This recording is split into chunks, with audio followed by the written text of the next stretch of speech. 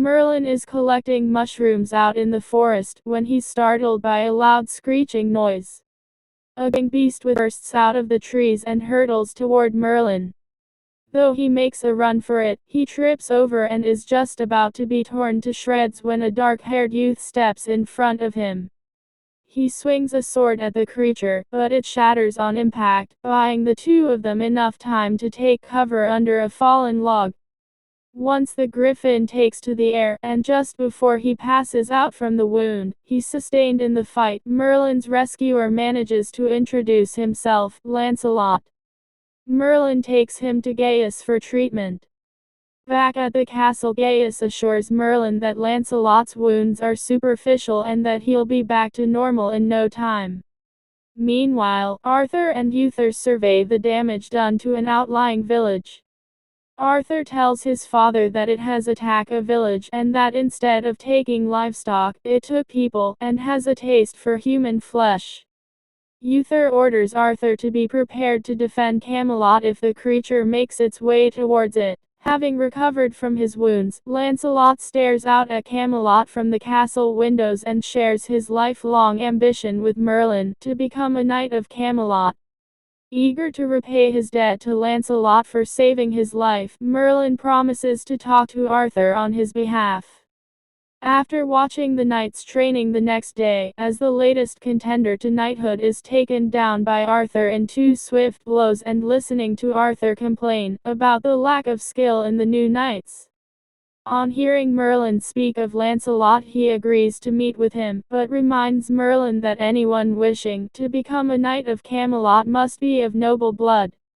Merlin rushes back to Lancelot with the good news, and asks if there's any chance that Lancelot is a nobleman. He's not, and Gaius explains to both Merlin and Lancelot that Uther, to ensure loyalty amongst the knights, had decreed that only those of noble birth could train as knights.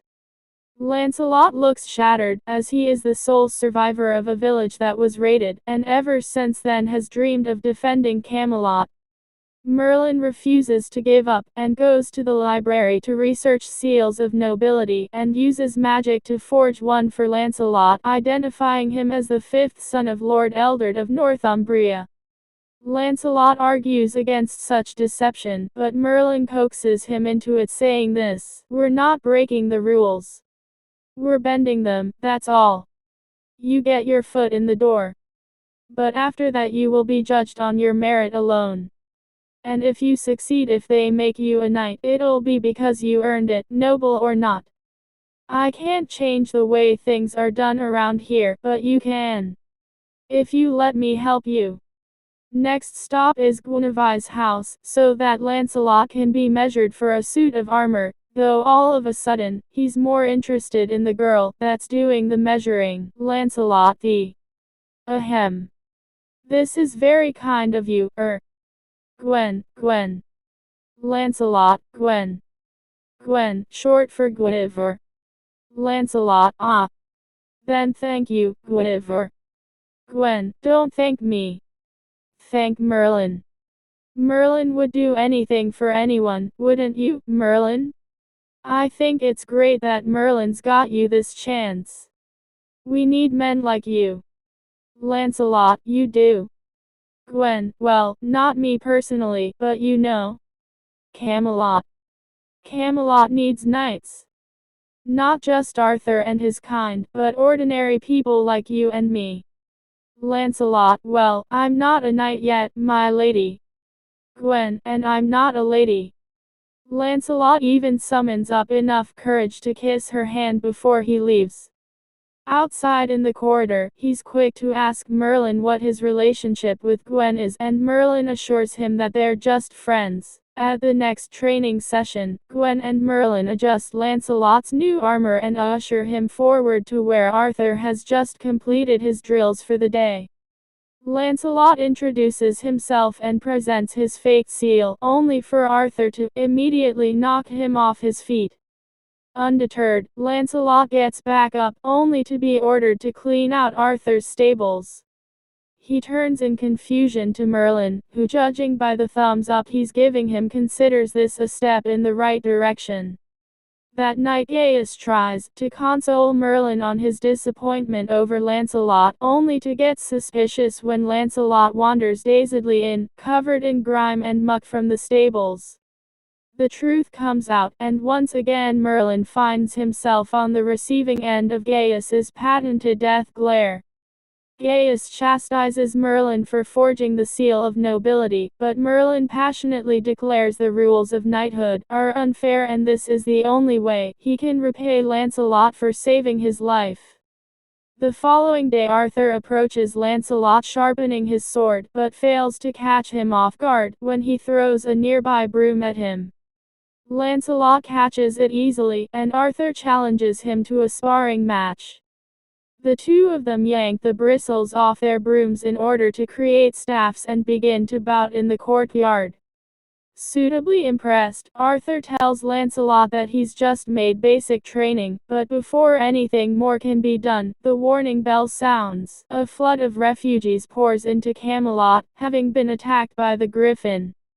Uther and Arthur ascertain that it's moving toward Camelot, and Arthur begins to practice defensive strategies with his knights, and Lancelot's test of knighthood is brought forward. The following morning the two of them spar in the training grounds outside the castle, but just when it seems Arthur has bested Lancelot, he feigns unconsciousness and throws the prince to the ground. "Lancelot, do you submit, sire?" Guards restrain Lancelot. Arthur gets up, apparently angry, and grabs his sword. "Arthur, on your knees." The scene cuts to the throne room, where Uther is using his sword to knight Sir Lancelot.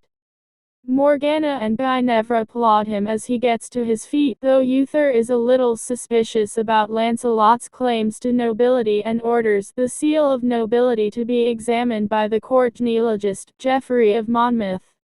Sure enough, while Merlin is busy congratulating himself over the ruse, Geoffrey is in the library, looking over Lancelot's seal, and looking severely displeased.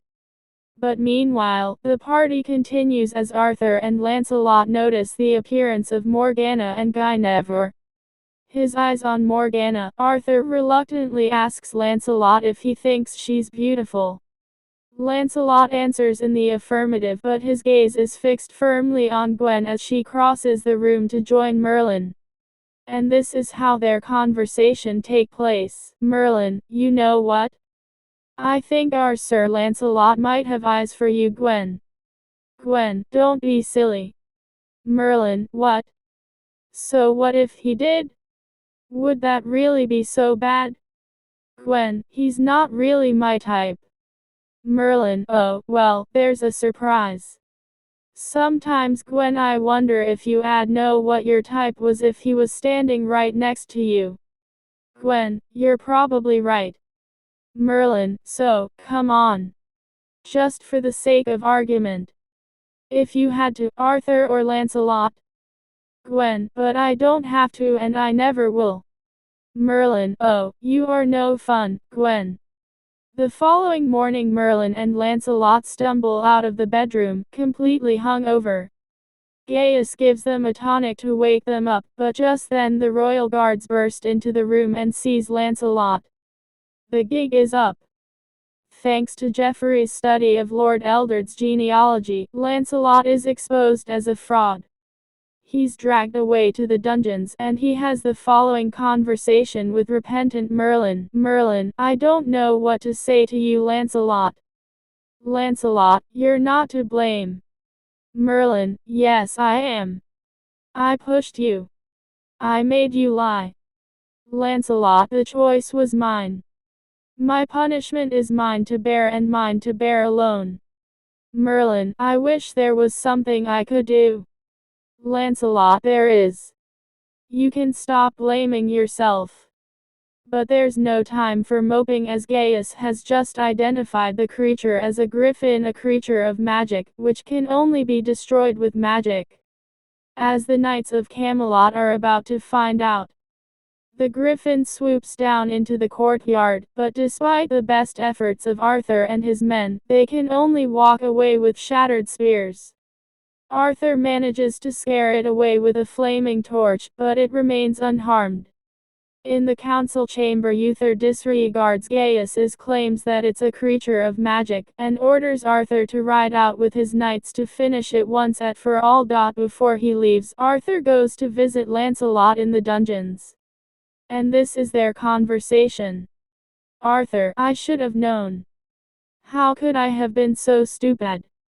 You don't sound like a knight, you don't even look like a knight. Lancelot, I'm sorry. Arthur, I'm sorry too. Because Lancelot, you fight like a knight. And I need. Camelot needs. Lancelot, the creature? Arthur, we could not kill it. I've never faced its like. Lancelot, I faced it myself, sire. Some days passed. I struck it full square. I wondered how it endured. Arthur, there are those that believe this creature, this Griffin, is a creature of magic, that only magic can destroy it. Lancelot, do you believe this? Arthur, it doesn't matter what I believe. The use of magic is not permitted. The knights must prevail with steel and sinew alone. Arthur tells Lancelot that a horse is waiting for him at the stables. He wants him to leave and never return, even as Lancelot begs to be allowed to accompany him. But since Uther is unaware of Arthur's actions in freeing the prisoner, he refuses. As Merlin and Gaius practice a spell that will temporarily make a weapon powerful enough to defeat the Griffin, Lancelot goes to Guinevere and asks to borrow a suit of armor. She obliges and then runs to Merlin to tell him that Lancelot is riding out to fight the Griffin. Merlin is swift on his heels and demands to be allowed to go along with him.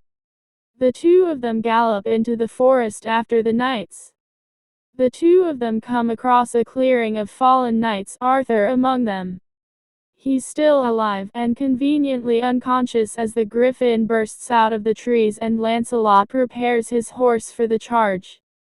He and the Griffin gallop toward each other, and Merlin incants his spell. Blue fire that bizarrely sounds like electricity crackles around the point of the lance, and Lancelot scores a direct hit. Arthur wakes up just in time to see the Griffin destroyed as Merlin scampers back to the castle. Though Uther initially credits Arthur with the Griffin's death, Arthur is quick to point out that it was Lancelot who did the deed. Uther is furious to see Lancelot's return and sends him out to wait. Arthur has the following conversation with Uther. Arthur, I confess it, sire. I released him and I'll take the consequences. But surely Lancelot's actions change things. Uther, his actions change nothing. He broke the code. Arthur, he laid down his life for me. He served with honor. Uther, I see you feel strongly about this, Arthur. Under the circumstances. A pardon perhaps.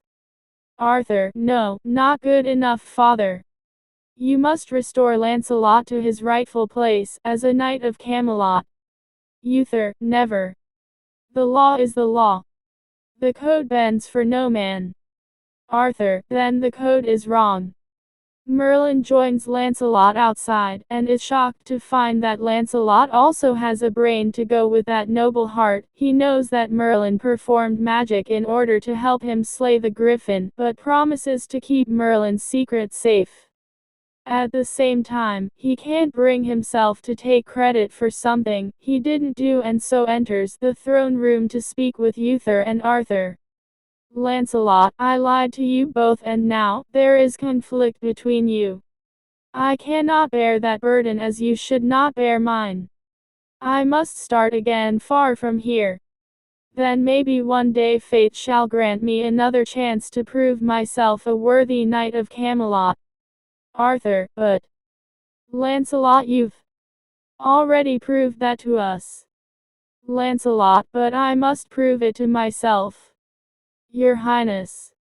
From Morgana's window, Gwen watches wistfully as Lancelot gallops away, as do Gaius and Merlin, the former confessing that Merlin did the right thing in granting Lancelot a chance to prove himself. Gaius, Lancelot needed you and you needed Lancelot. Your destinies were entwined. Merlin, will he ever return? Gaius, that I cannot say. Merlin, till next time then, Sir Lancelot.